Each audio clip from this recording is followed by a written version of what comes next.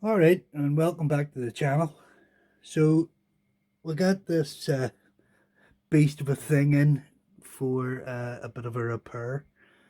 It's a Nortel DisplayPhone Plus, and it dates from 1985. There's a date stamp on the bottom of the power supply.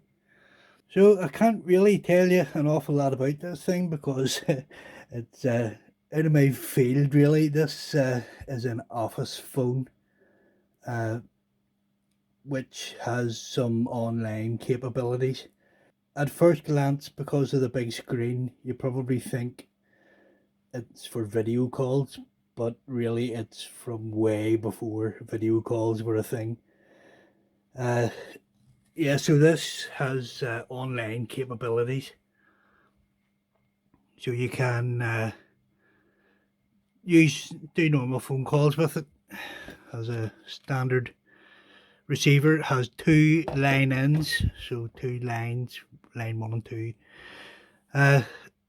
But you can also connect it to the internet via a modem and can connect to online services.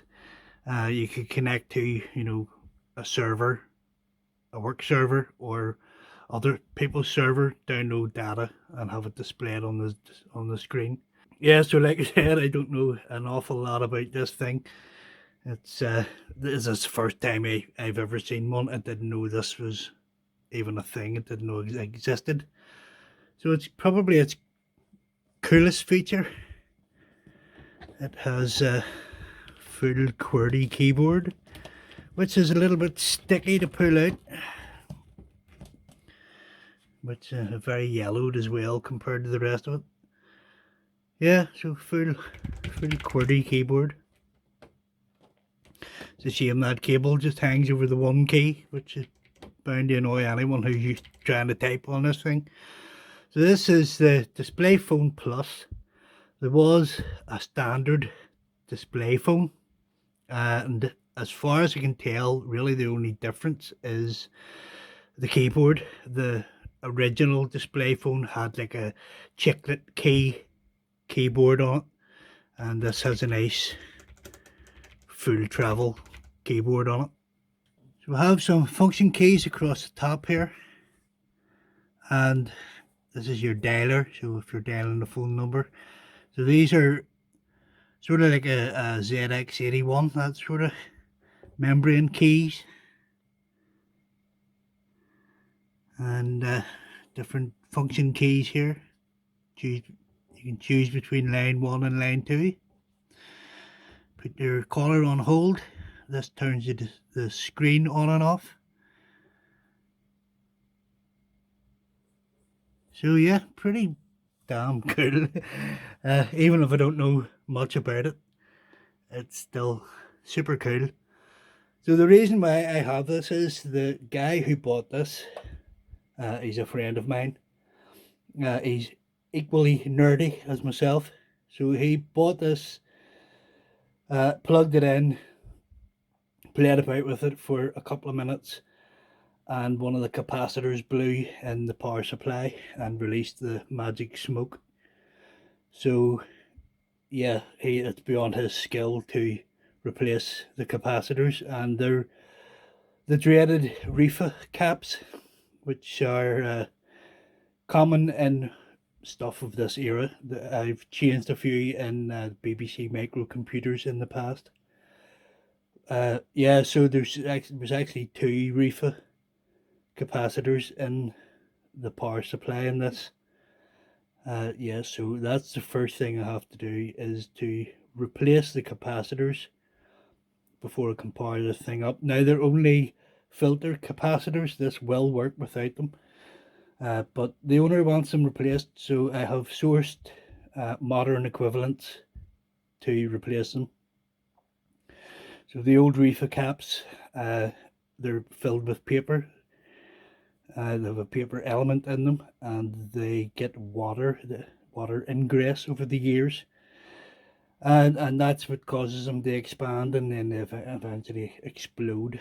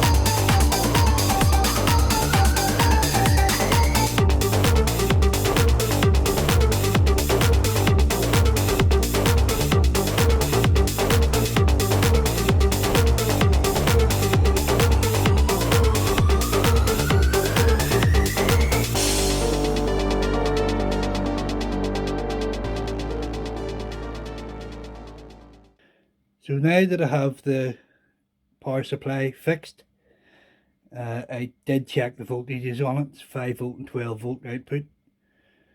So yeah, let's plug this thing in and see if it explodes.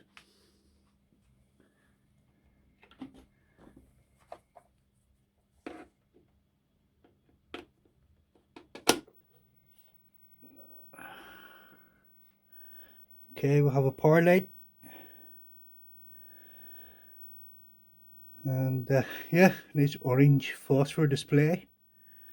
There's pretty low refresh rate by the look of it.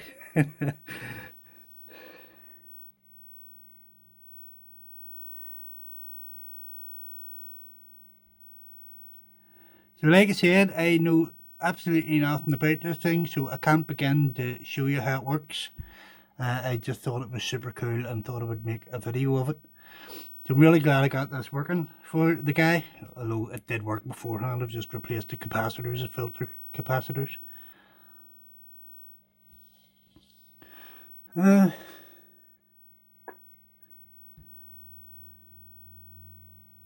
it needs the date set on it there. See it flashing January the 1st, which is not correct.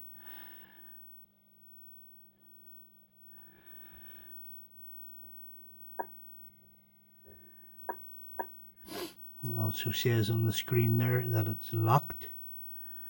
So I have no idea how to unlock that. I don't know. I'm trying to select stuff from this menu here, and nothing seems to do anything. So